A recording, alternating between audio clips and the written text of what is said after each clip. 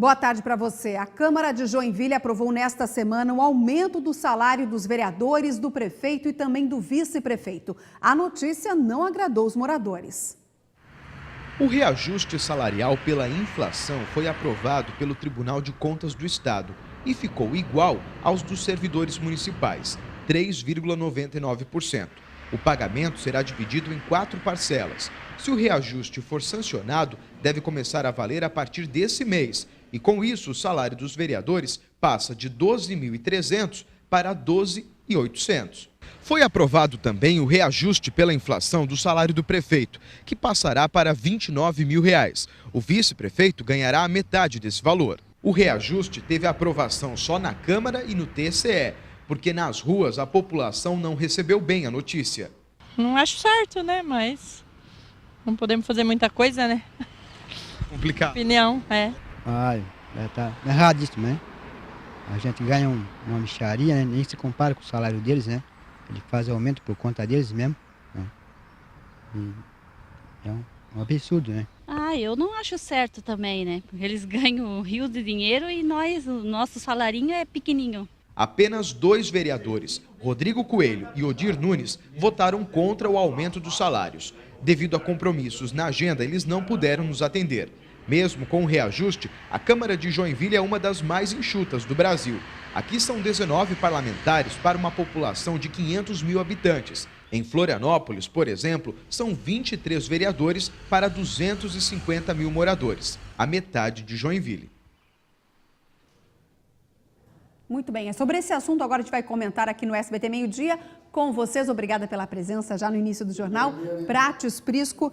Bom, R$ 29 mil o prefeito, mas nós temos a informação da reportagem do Michael, 19 parlamentares, menos do que em Florianópolis, 23 parlamentares, e Joinville tem uma das câmaras mais enxutas do país. O que vocês acharam desse reajuste? Enfim, qual a opinião de vocês? Olha, Ildiane, eu diria o seguinte, não é momento de reajuste, né? Por mais que até pudesse dar o índice inflacionário, mas também considerando que é um bom salário do prefeito, do vice, dos vereadores, o prefeito nem recebe, o empresário dele doa o seu salário, mas seria um momento de se reunirem os 21, os 19 prefeitos, os 19 vereadores, o prefeito e o vice, vamos ficar zerados, vamos ficar sem aumento.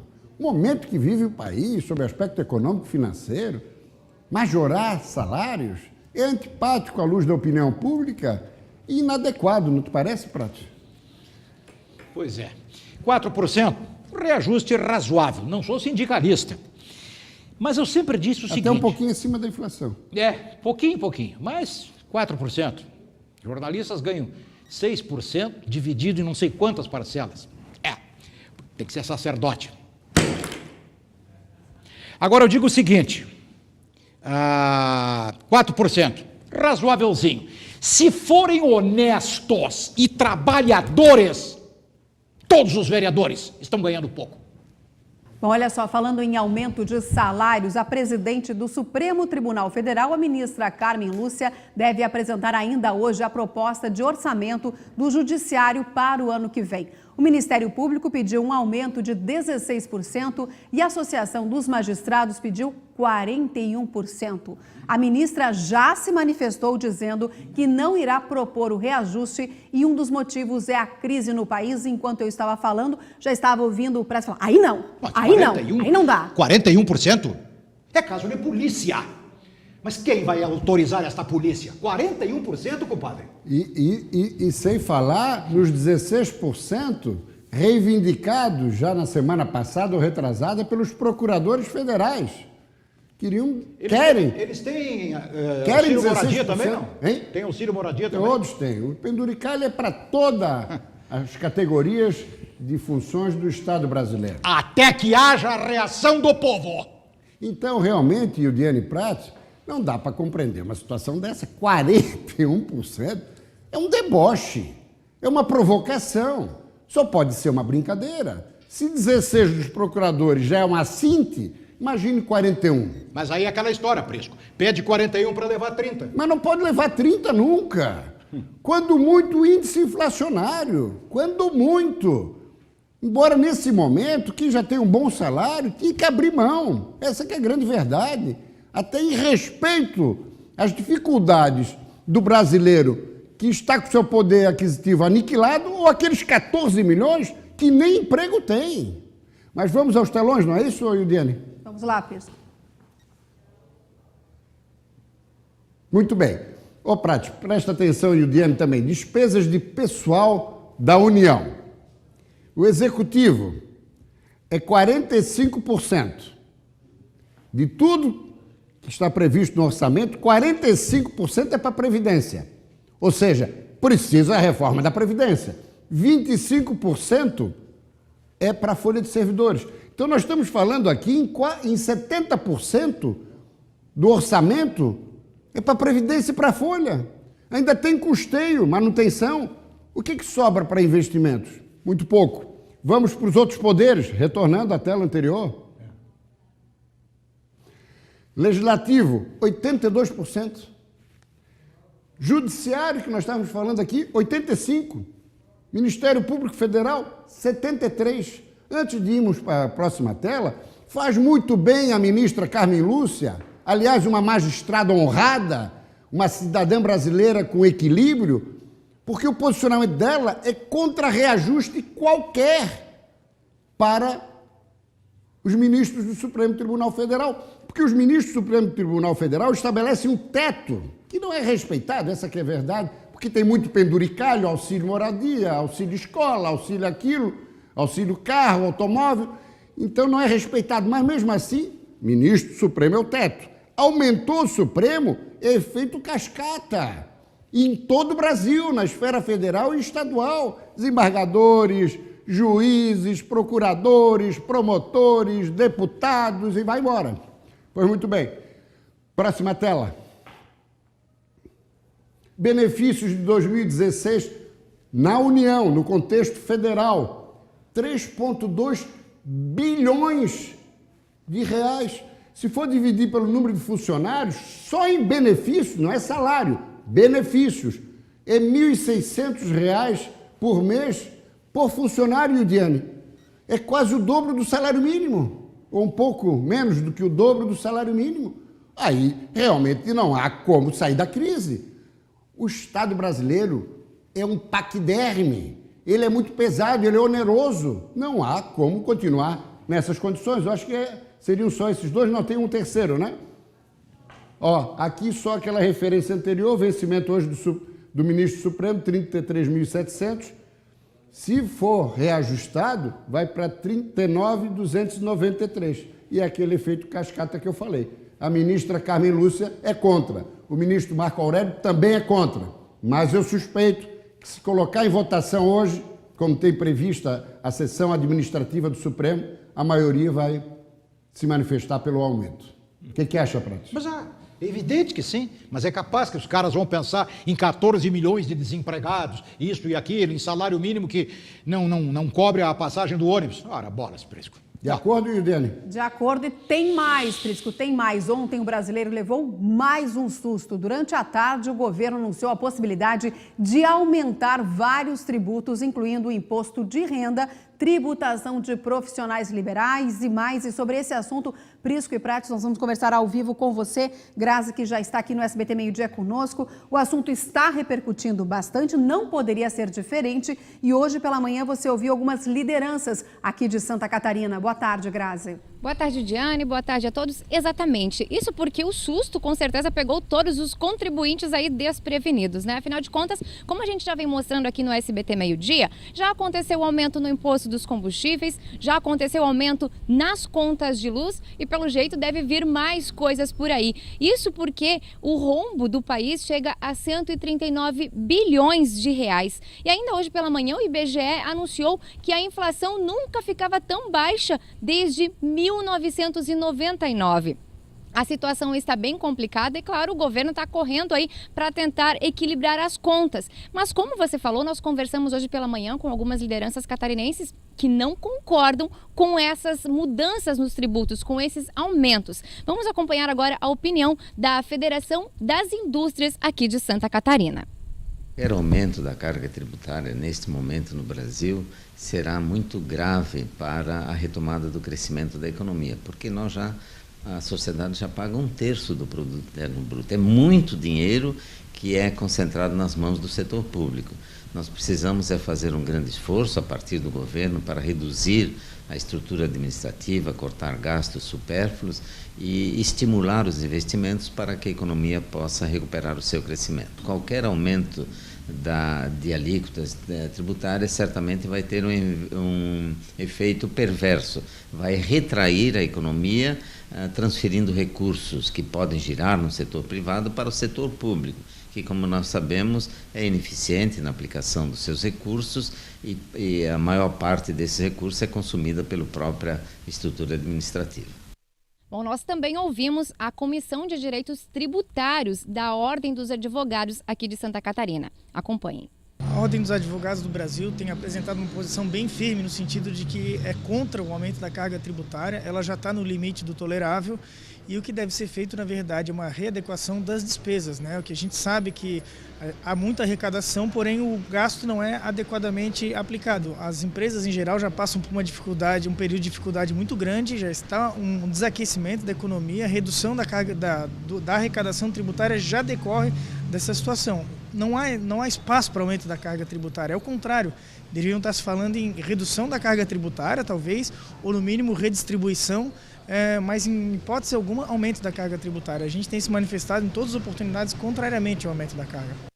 Bom, como a gente pode perceber aí, então, talvez essa situação de aumentar os tributos pode desfavorecer a economia, que já não anda muito boa, né? Eu volto com você aí, Diane, Prisco.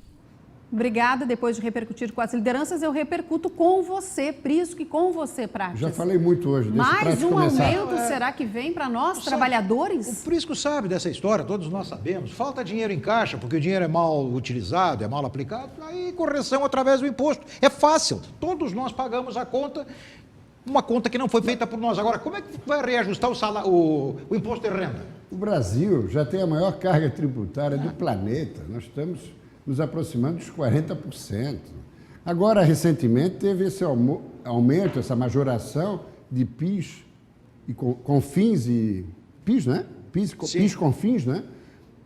Para combustíveis, que está sob júdice, porque o Supremo ainda não reconheceu a legalidade do decreto presidencial e agora majorar mais o imposto de renda, que já é 27,5%, uma margem enorme. Querem ampliar isso? Quer dizer, brincadeira. É aquilo que colocou muito bem o presidente da Fiesc, Glauco Corte.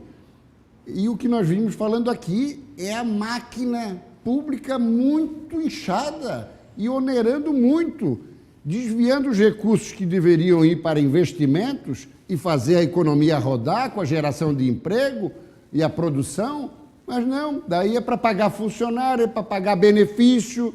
Ou seja, o brasileiro hoje paga a carga tributária nem é para melhorar os serviços públicos, para investimentos na área de infraestrutura, é para pagar os 500 mil servidores federais e seus penduricalhos, e seus benefícios, e as suas vantagens. Aí não é possível. E o ministro da Fazenda, que é um homem preparado e que é, sem dúvida nenhuma, o avalista da tentativa de recuperação econômica, Henrique Meirelles, experiente, com uma trajetória vitoriosa, não só no Brasil, mas especialmente no exterior, daí ele vem com uma conversa de que se não aprovar a Previdência vai aumentar impostos. Não pode ser assim, não pode ser na chantagem. Tanto é que ontem a própria base aliada, a começar pelo presidente da Câmara, Rodrigo Maia, a base aliada reagiu. Não venha para cá aumento, Yudiane, porque nós vamos rejeitar. Nós não vamos aprovar. Não há mais clima, não há mais condições na prática. Mas aí veja, Prisco, quem decide sobre isso são os que menos têm a perder. Já ganham bem, têm todas as vantagens, todas as garantias, de sorte que eles não perdem com esta reforma pretendida. Mas o próprio Congresso, a base aliada, Yudiane, reagiu. E o próprio Supremo também, que está questionando aquele reajuste anterior. Ou seja, mesmo ganhando bem, os integrantes do Judiciário e do Legislativo, eles estão chegando à conclusão que tudo tem um limite. Não é possível. Mas em meio a essa situação toda conturbada, que o Brasil está vivendo, o presidente Michel Temer ontem também antecipou o anúncio da distribuição dos lucros do Fundo de Garantia aos trabalhadores. Que na quinta-feira nós vamos anunciar 7 bilhões do Fundo de Garantia para os trabalhadores brasileiros, fruto de uma nova remuneração para o Fundo de Garantia, não é verdade? E depois dizem que nós não nos preocupamos com o social. Olha só, o dinheiro deve ser depositado até o dia 31 de agosto, mas não poderá ser sacado sem justificativa, somente em situações específicas. De acordo com o presidente da Caixa Econômica Federal, Gilberto Ock, o valor é equivalente a 50% do lucro líquido do fundo em 2016 e será depositado para os trabalhadores com conta no FGTS até 31 de dezembro do ano anterior. Os detalhes sobre o pagamento serão apresentados amanhã. É que houve um anúncio antes, mas vai ser anunciado oficialmente amanhã. Isso é bom. De quanto? Quanto o sujeito vai pegar? Aí pega uma miséria simbólica e o governo faz uma propaganda política com isso. Eu quero pegar uma soma de tal sorte que me ajeite um pouco a vida. Conversa mole. De qualquer maneira é um gesto, não é, Pratos? Qual é o gesto? É uma iniciativa. Mas é uma iniciativa absolutamente imprescindível, necessária, quase uma obrigação, e os caras ficam faturando politicamente. Até concordo que o Michel Temer, nessa aí, quis dar uma faturada, até porque o prestígio e a popularidade dele, está em baixa. Então é uma tentativa de dar uma oxigenada. Pois é, mas se ele fatura politicamente com o povão, com o povinho, os da Câmara Federal ficam um pouco estressados em andar na contramão. Também.